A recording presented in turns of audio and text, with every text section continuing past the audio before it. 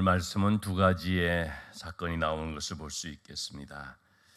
22절의 말씀에 벳세다의 이름에 사람들이 맹인 한 사람을 데리고 예수님께 나와서 손대해 주시기를 구했다고 했습니다. 사람들이 맹인 한 사람을 데리고 왔습니다.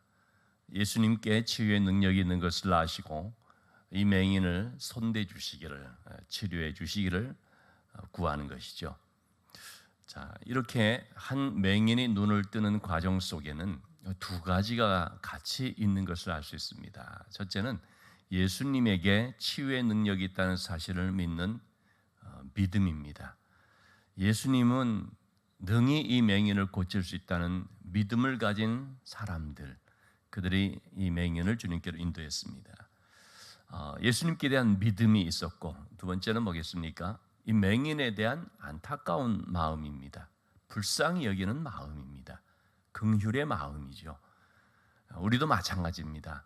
한 영혼을 주님께로 인도하고 한 영혼이 주님을 만나서 눈을 뜨고 새 생명을 얻는 과정 속에는 이 두 가지가 같이 있는 거죠. 예수님께로 인도하기만 하면 이 사람이 살 수 있다. 주님께 대한 믿음, 그리고 또 이 한 영혼에 대한 불쌍히 여기는 마음입니다. 주님께 대한 믿음은 있지만 영혼에 대한 불쌍히 여기는 마음은 없을 때 나만 믿게 됩니다. 그렇죠? 그래서 그냥 주님만 바라보는 것이죠. 내 주변에 있는 길을 잃은 영혼들, 생명 없는 영혼들에 대한 불쌍히 여기는 마음은 없는, 우리가 그렇게 믿으면 안 되죠. 그렇게 될 때 우리는 철저히 자기 중심적인 믿음, 또는 나만 생각하는 개인적인 믿음이 될 수 있는 것이죠. 주님께 대한 믿음을 가짐과 동시에 한 영혼에 대한 불쌍히 여기는 마음이 우리에게 있어야 한다는 것입니다. 그래서 우리는 주님만 바라보는 것이 아니라 영혼을 바라볼 수 있어야 한다고 했습니다. 우리 새벽 기도를 통해서 얼마 전에 말씀드린 것처럼 하늘을 우러러 주님이 하늘을 우러러 하나님을 바라보면서 기도하지만 동시에 뭡니까? 탄식하셔서 귀먹고 말이 어눌한 그런 사람을 데리고 하늘을 우러러 탄식하시면서 그에게 에바다 말씀한 걸 우리가 봤죠. 이렇게 하나님을 바라보고 또 한 영혼을 바라보는 것이 필요한데 우리도 마찬가지라는 거죠. 하나님께 대한 믿음을 갖고 동시에 한 영혼에 대한 불쌍히 여기는 마음을 가질 때 그를 주님께로 인도할 수 있고 또 그가 주님을 통해서 새 사람이 되는 것을 알 수 있습니다. 자, 이렇게 사람들이 맹인을 데리고 오자 이제 주님이 어떻게 하셨습니까? 이번에도 주님은 그를 데리고 다른 데로 갔습니다. 즉 23절에 말씀 나오는 것처럼 맹인의 손을 붙잡으시고 마을 밖으로 데리고 나가셨습니다. 마을 밖으로 데리고 나갔다는 것은 이 마을 이 사람들하고 일종의 좀 떨어져서 좀 격리돼서 혼자 이 사람만을 데리고 나간 것이죠. 여러분 왜 그렇습니까? 사람들과 더불어서 이 맹인을 고치는 것이 아니라 그들에게서 떠나서 고치는 거죠. 이것은 주님께서 이 맹인을 고치는 것이 사람들 눈앞에서 어떤 뭔가 사람들의 호기심, 어떤 이벤트적인 것이 되지 않도록 하기 위해서입니다. 사람들은 어떻게 주님이 맹인을 고치나 한번 보자 구경거리로 삼아 할 수가 있습니다. 여러분 이것은요 지금 구경거리가 될 그런 일이 아닌 것이죠. 그런 종류의 일이 아닙니다.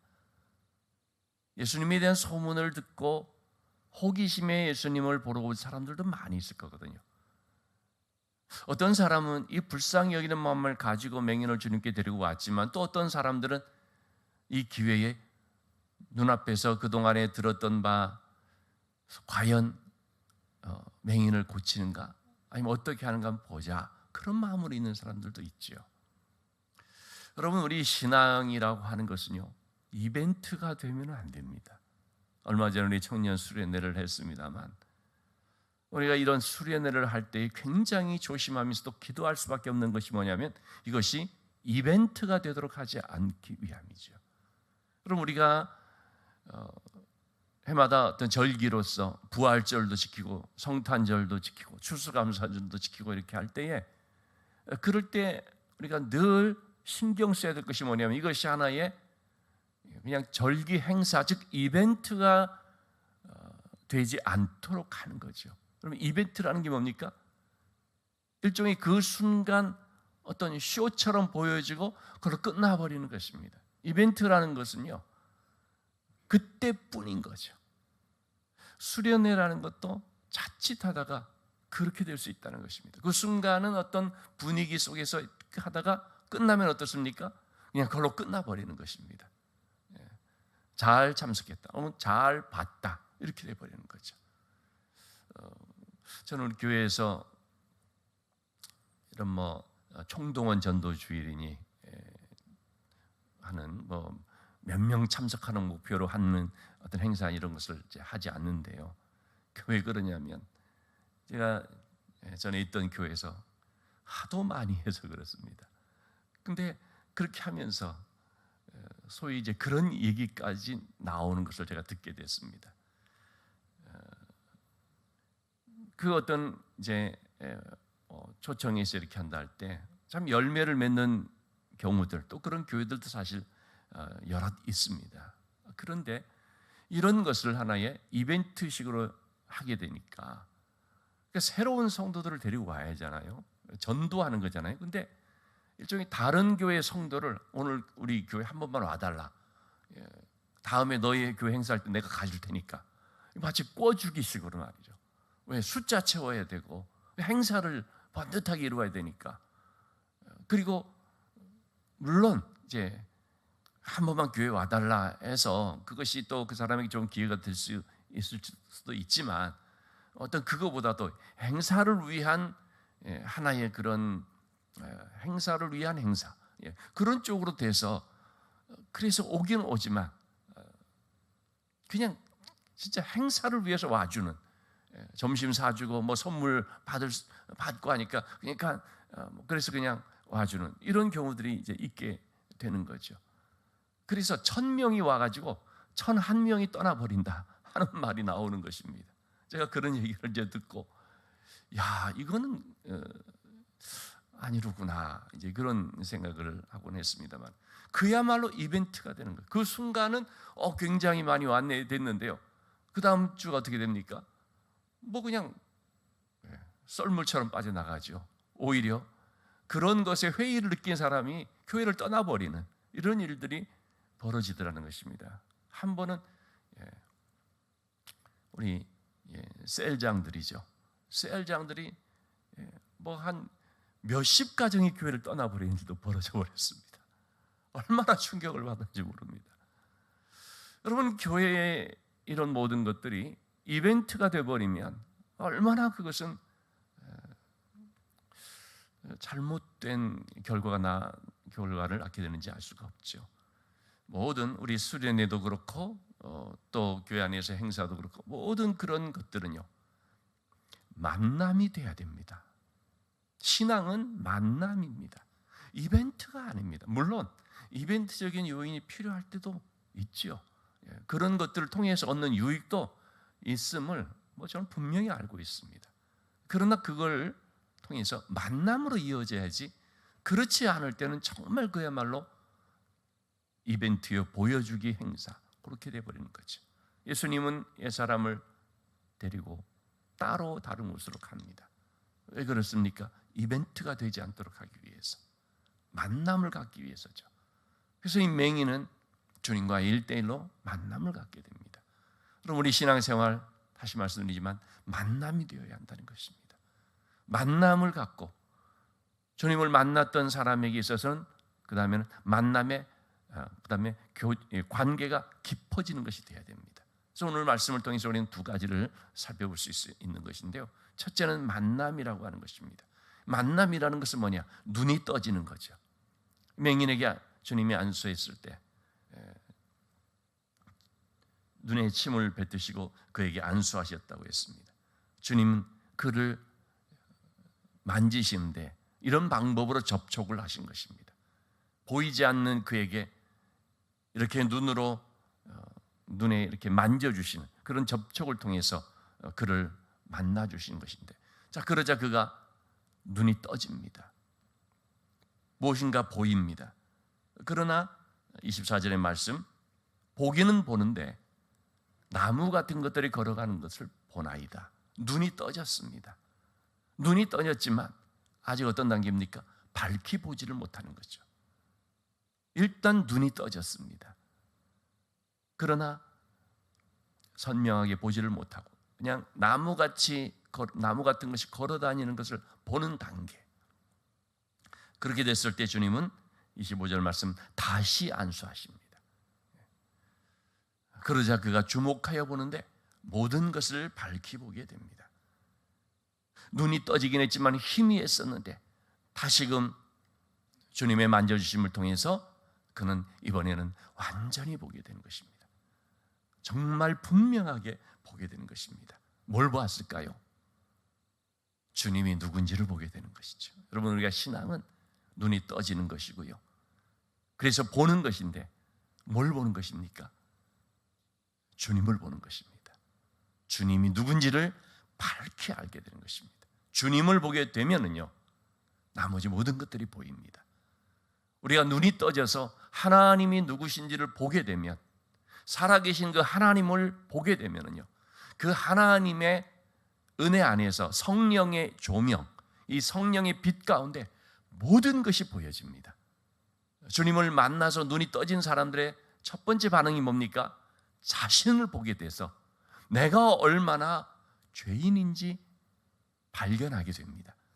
여러분, 어둠 속에 있으면 우리가요, 어떤 상태인지를 알지 못하죠.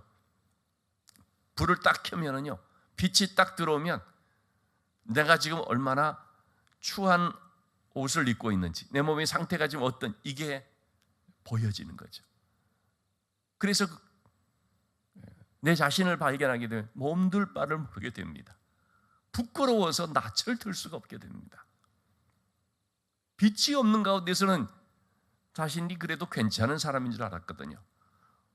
내 주변에 있는 사람하고 비교해보면 저 사람보다 내가 낫지라는 생각을 하게 되죠. 그런데 주님의 빛 가운데 딱 서게 되니까 얼마나 흉허물이 많은 자이고 얼마나 초라한 죄인인지, 더러운 죄인인지가 비로소 잘 인식이 되는 거죠. 그럼 베드로 같은 경우에도 어떻습니까? 깊은 데를 가서 그물을 내려 고기를 잡으라 해서 말씀대로 순종하였더니 많은 고기가 잡혔습니다. 그 순간 베드로가 눈이 번쩍 뜨여지죠. 이분이 누구냐? 살아계신 하나님의 아들이시라는 것을 깨닫게 되니까 그 앞에 엎드려서 뭐라고 합니까? 주여, 나를 떠나소서, 나는 죄인입니다. 자신을 발견하게 되는 거죠. 우리가 주님의 빛 안에 있게 되면요, 사명을 발견하게 됩니다. 내가 뭘 위해서 부름받은 사람인지를 알게 됩니다. 하나님께서 왜 나에게 이런 놀라운 구원의 은혜를 주셨는지를 깨닫게 됩니다. 이게 전부 다 눈이 떠지고 분명하게 보게 된 사람의 반응이라고 할 수가 있죠. 자, 이렇게 이 한 맹인이 두 번의 안수를 통해서 눈이 떠지고 그 다음에 완전히 밝게 보이게 되는 일들을 오늘 성경에서는 기록하고 있습니다. 그런데 이 사건과 연이어서 또 한 가지 아주 중요한 것을 지금 소개를 하고 있습니다. 그것은 뭐냐면 제자들의 눈뜸입니다. 제자들은 주님을 따라 여기까지 왔습니다. 한 3년여의 이제 공생의 사역 가운데 동행을 하면서 누구보다 주님을 잘한다라고 하고 주님과 함께 있는 사람들이라 그렇게 생각을 했을 것입니다. 근데 이 제자들은 눈이 떠지긴 떠졌는데 그럼에도 주님이 누군지를 밝히 보는 단계에 이르지는 못했던 것을 알 수가 있지요. 눈을 떠졌으니까 주님을 따른 것이죠. 그래서 그들은 분명히 고백을 합니다. 주님께서 사람들이 나를 누구라 하느냐, 너희는 나를 누구라 하느냐 얘기를 했을 때 주는 그리스도시요 살아계신 하나님의 아들이십니다. 오늘 본문의 말씀에서는 조금 줄여서 29절 말씀, 베드로가 대답하여 이르되 주는 그리스도십니다 라고 말했습니다만, 우리가 마태복음 16장 16절 말씀에 좀 더 자세히 알 수가 있지 않습니까? 주는 그리스도시요 살아계신 하나님의 아들이십니다. 당신은 하나님의 아들이신 그리스도십니다 라는 말씀을 하고 있죠. 분명히 예수님에 대해서는 눈이 떠진 것이죠. 그러나 그리스도가 누군지는 모른다는 것입니다. 눈이 떠지긴 떠져서 보는데, 그런데 이분이 그리스도라고 고백은 했지만 그 그리스도가 어떤 분인지, 어떤 사역을 하시는 분이, 어떻게 우리를 구원하시는지에 대해서는 이거는 잘 몰랐던 것입니다. 그래서 주님께서 그 고백을 들으시고 뭐라고 했습니까? 십자가에 대해서 말씀을 하셨습니다. 이제 비로소 예수님께서 그들에게 말하는 것이, 인자가 많은 고난을 받고, 우리 31절 말씀이죠. 장로들과 대제사장들과 서기관들에게 버림받아서 죽임을 당하고 사흘 만에 살아날 것을 비로소 그들에게 가르치셨다고 했습니다. 비로소 그들에게 가르치셨다. 이제 주님이 밝히 드러내어서 이 말씀을 하시게 됩니다. 그러자 이때 나타난 베드로의 반응이 뭐였습니까? 예수님을 붙들고 항변하면서 말하는 것이죠. 우리 마태복음 말씀에 보면 뭐라고 했습니까? 주여 그리하지 마시옵소서. 이 일이 절대로 주님에게 미치지 못할 것입니다. 미치지 못하게 내가 막겠습니다. 그런 식으로 얘기를 하죠. 아니, 예수님께서 지금 그리스도가 어떤 분인지에 대해서 비로소 제대로 가르치고 있는데, 그럼 베드로는 그 말씀을 잘 경청해 들으면서, 내가 그리스도라는 것은 알고 있지만 그분이 어떤 사역을 하는지를 잘 모르고 있었구나. 겸손히 들어야 되는데, 베드로의 반응은 그게 아니지. 베드로만 그렇겠습니까? 제자들도 그렇겠죠. 그리하지 마시옵소서. 붙들고 항변하면서 말하는 것입니다. 왜 그렇게 됐을까요? 눈이 떠져서 보기는 보지만 분명하게 보지는 못하는 거죠. 마치 맹인이 사람을 보는데 나무 같은 것들이 걸어가는 것으로 보는 것과 같은 수준이라고 해야 할까요? 희미하게 알기 때문에 이런 반응이 나올 수밖에 없는 것입니다. 그리스도라고 말을 했지만 그리스도가 누군지에 대한 눈이 열려져야 되는 거죠. 그래서 주님은 분명히 볼 수 있도록 하기 위해서 또 분명하게 이렇게 가르친 것을 볼 수 있습니다. 34절의 말씀에서 그렇게 말씀하셨습니다. 베드로를 꾸짖어 말하는데, 사탄아 내 뒤로 물러가라. 내가 하나님의 일을 생각하지 아니하고 도리어 사람의 일을 생각하는도다. 여러분, 우리가 그리스도를 분명히 알지 못하면 어떤 결과가 나타납니까? 하나님의 일을 한다고 하면서 사람의 일을 하게 되어버리는 것입니다. 성경이 말씀을 가지고 하나님의 일이 아니라 사람의 일을 도모해버릴 수 있다는 것입니다. 하나님께 대한 열심을 갖는 것이 아니고 자신에 대한 열심, 자기의 열심, 사람에 대한 열심을 가지고 잘못된 방향으로 가게 된다는 것입니다. 사도 바울이 그랬던 거 아닙니까? 성경을 안다고 하는데 주님을 모르는 거죠. 그러니까 어떻게 했습니까? 주님을 열심히 핍박하는 자가 될 수밖에 없었던 거죠. 그런 바울이 눈을 뜨게 되죠. 부활하신 주님을 만나게 되죠. 그러면서 그의 눈이 아주 분명하게 보게 되지 않습니까? 예수님은 죽음에서 부활하신 사망 권세를 이기신 분이시고 그의 모든 것들이 다 우리를 대신한 구원의 사역이었다는 사실을 아주 분명하게 알게 되어서, 그래서 그는 주님을 전하는 사도의 삶을 살게 되었죠. 베드로도 역시 이렇게 분명한 눈이 떠져서 분명하게 보는 그런 눈을 가졌어야 했던 것입니다. 그래서 주님이 이 말씀하신 것이죠. 하나님의 일을 생각해야 된다. 하나님의 그 사역을 우리가 감당해야 된다라는 말씀이라고 하겠습니다.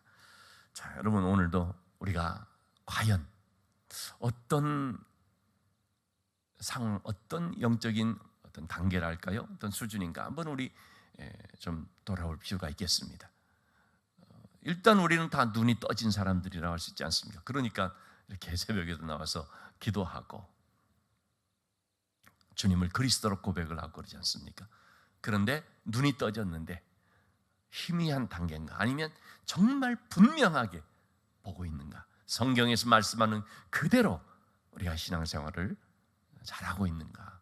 한번 살펴볼 수 있어야 되겠습니다. 신앙은 만남이라고 했습니다. 만남을 통해서 그 다음에 단계는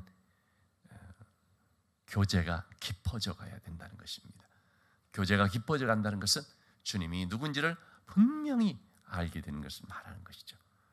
우리가 거듭난 하나님의 자녀지만 나 구원받아서 끝나는 것이 아니라 하나님께서 나를 부르신 목적, 내가 구원받은 의미, 내게 주신 하나님의 사명이 무엇인지를 밝히 알아서 사람의 생각대로 사람의 뜻을 가지고 신앙생활을 하는 것이 아니고 하나님의 일을 알고 하나님의 뜻을 따라서 바르게 신앙생활하는 우리 모두가 되어야 할 줄로 믿습니다.